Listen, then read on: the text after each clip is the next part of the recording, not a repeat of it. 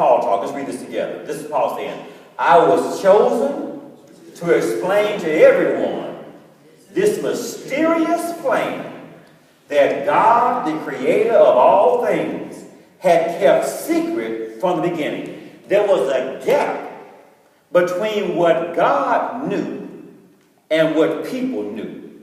And Paul was saying, I was sent to close the gap. Now, what are we talking about this gap here? What are we talking about this gap? We're going to talk about the mystery after this, but let's talk about the gap first that I want to talk, because I want you to think about what is this mystery Paul is talking about? Because he was now sent to reveal the mystery, and now we have the opportunity to know what the mystery is. Let's go back to 6. So here's the gap now. Read this with me first of all. It is God's will that believers, now all these things we're about to look at, have G-A-P, gap, not just store, but they gap. This is say over forever. So gap. So first of all, believers is God's will that believers first of all do good. That's His will. It is the will of God for believers to do good. We're not doing good to get God to accept us. We have already been accepted. That's why we do good. We're not doing good to please God. He's already pleased with us. We're doing good because we're already pleased. We're not doing God good to be righteous. If we're believers, we're already righteous. We are doing good because we are righteous. Read this from 1 Timothy chapter 2, 1 Peter 2:15 with me, please. For this is the what? The what? Will of God, keep going.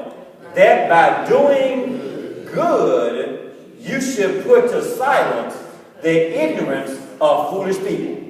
Now, don't be adding your own thing to something ignorant. The idea was, but they're saying ignorant. They're saying that they're lacking. And don't be looking around. That person ignorant, that person ignorant. No, the idea is saying that by doing good, that when people, the ignorant here talking about lacking knowledge, sometimes people don't know why you're doing what you're doing.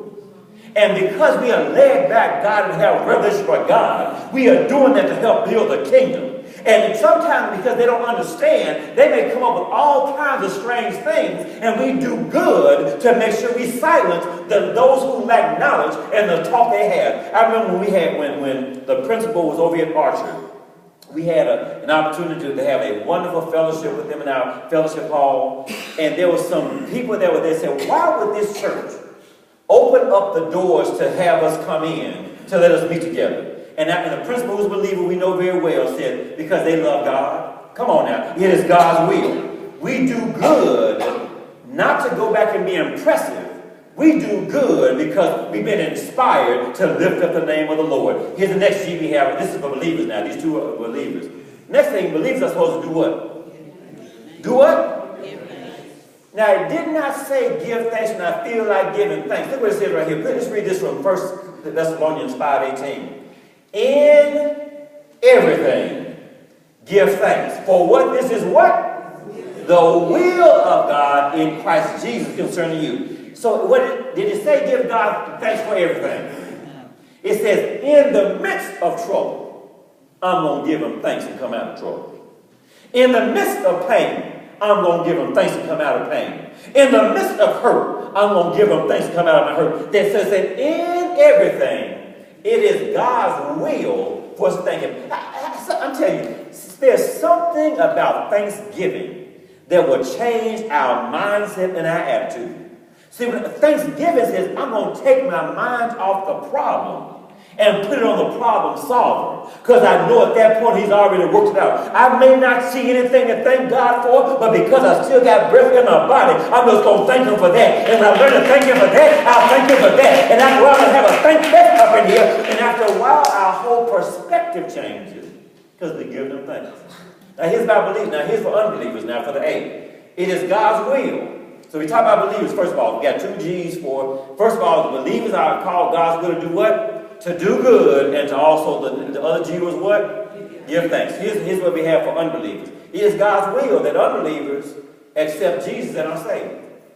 Right, let's read this right here from 1 Timothy 2:4. God desires, his will, keep going, all men to be saved and come to the knowledge of the truth. It is not God's will for folk to go to hell. It is not God's will for folk to live beneath their potential.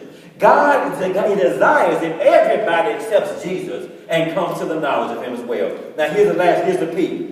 It is God's will that humanity, watch this one now, knows how powerful he really is. Do I have anybody in the house today who knows that God is a powerful God? I said, does anybody know that God, I'm talking about that God is a powerful God. Now you may not recall this story, but over in the book of Joshua, they were walking through the Jordan River. And the Jordan River dried up. This is after the Red Sea dried up. Now look what it says right here from Joshua chapter 4, 23 and 24. Let's read this together. For the Lord your God dried up the Jordan before you until you had crossed over.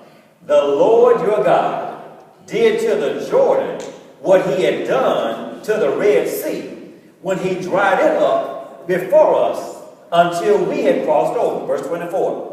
Come on now, get verse 24 now. He did this so that some people, all the peoples of the earth, might know that the hand of God is powerful, and so that you may always fear the Lord your God. He wants humanity to know how powerful God is. So what happens now? That when we stand up and become the walking testimonies that we are called to be, we're reminding folk about how powerful he is. When every time you go back in now and have a chance to hug Sister Neal, you know we serve a powerful God. Anytime you have a chance to hug somebody who has been through something, we serve a powerful God. The devil tried to take you out and God took you up because he's a powerful and awesome God. Too many times we minimize what God is doing in our lives to help other folk feel comfortable. No, I'm going to shout from the mountaintop. I know where I was. I know where I am. I know where I'm going because I serve a powerful God. Give him a hand of praise for being a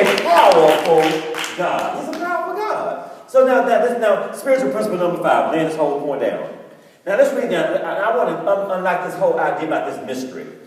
Ephesians 3 through 5. Let's just read this part together. We read some of this earlier. Let's read this together. How that revelation he made known unto me the mystery. Keep going.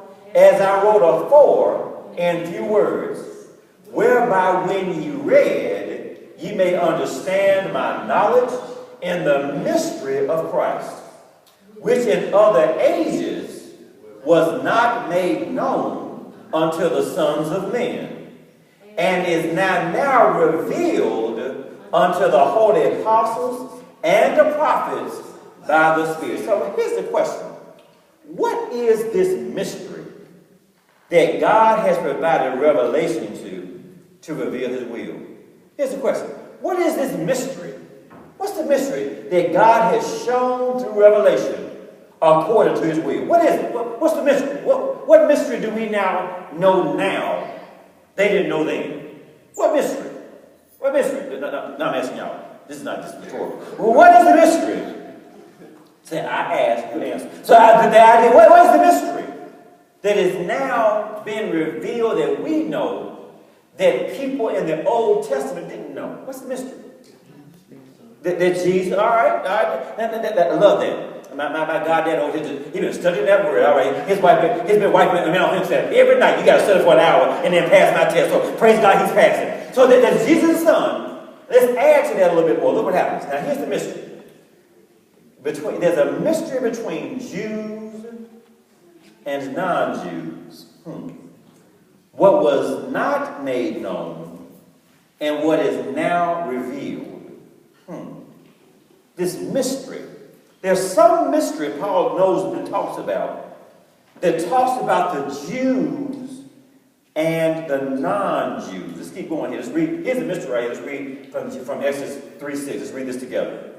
This mystery is that through the gospel, the Gentiles are heirs together with Israel, members together of one body, and sharers together in the promise of Christ Jesus. Oh, get this now. So at this point, how many of us have ever heard that Jews were God's chosen people? Oh, yeah. And so here's the point. So there are people who now say that regardless of what somebody Jewish does, they get away with it because they his chosen people. Now, while it is true that the Jews were used as God's people, and so you either were what? You either what or what? Jew or Gentile. There was no middle ground. Pregnant, non-pregnant. There was no middle ground. That's it. That's it. No middle ground. So the Jews had received the invitation to end up being God's chosen people. They thought Gentiles were dogs and had nothing to do with them. And Paul says, oh, I was called, I was created, I was chosen to make sure the mystery says that God has now reconciled Jews and Gentiles so that we can be one body in the Lord. So the favor that was on them is now on us because we're now part of one body. The mystery is that now Gentiles have access to the blessings that only Jews had before. Come on now. So what happens? Let's go back. Even the baby had about that. So what happens? So the idea was this mystery. So Paul is saying, because now here's something interesting to me. Who was the law written for? Jews. So the law, Exodus 20, 10 Commandments, 613 laws, written for whom? So then the Gentiles, that's us, want to try to live by something that was never given to us. So now we're going to complain. You go into folks' houses right now. We got the Bible that, the Bible is not read in the living room where the pages are yellow because they haven't been turned in years. It's turned right there to the Ten Commandments and all these other things. Now that is not to say that the Ten Commandments don't have value. But we are not called as Gentiles to live by the law. We live by the grace of God, and we are living now by the promptings of the Holy Spirit. And now we recognize that we are righteous not because of our behavior. We are righteous because of what we believe, and because it is through our belief that we are made righteous. Jews tried to get righteous in the Old Testament by their behavior. If my people are called by my name, if you follow what God says, you'll be blessed in the city, blessed in the field. Now the blessings are there because we believe. And because we now believe, our behavior aligns with our belief. So the idea was, so this mystery that Paul is talking about is that Jews and Gentiles now are able to share equally in the gift and the grace of God. Amen, somebody. And we ought to give God a hand. If it had not been for this mystery, we'll still be outside. Praise God, we are now included in the favor of God. Now here's what we have here. Spiritual principle number 7 here. So now here's the point. Number 6. Now that we have revelation, what are we supposed to do with it? I'm asking you, this is another question for you. What are we supposed to do with the revelation we have? Apply it. Huh? Do good? Apply it. All right. What's the good thing we have in this conversation? So what are we supposed to do with the revelation? Here's the point. Bottom line. Bring light to the dark. How many of us have ever, as believers, felt like we were in some dark places? Yes. How many of us have tried to avoid those dark places? How many of us are avoiding those dark places? So what we have here is we are called to bring light to the dark. See, light is most pronounced when it's dark. We want to go where other light is. Your light and my light together. But God says, no, you have the light. Because somebody's in darkness and needs to have the value of the light you have. So sometimes we are sent by God, not punishment, but it's our assignment. Come on, somebody. It's not punishment. You're not being sent over there. Well, God says, I can't stand you, just going over there. No, you've been sent over there for a divine assignment. Because if there's no light over there, darkness remains dark. And God says, I now have you. Let me just make this live. Let me just make this live for this sake. So now at this point, this is what we live in the country. And when it's dark out there, there's no kind of dark like country dark. Y'all, I know y'all been in, I'm talking, country dark is you walking and you can't see your hand right here. I mean, it's just dark. And you hoping somebody has on a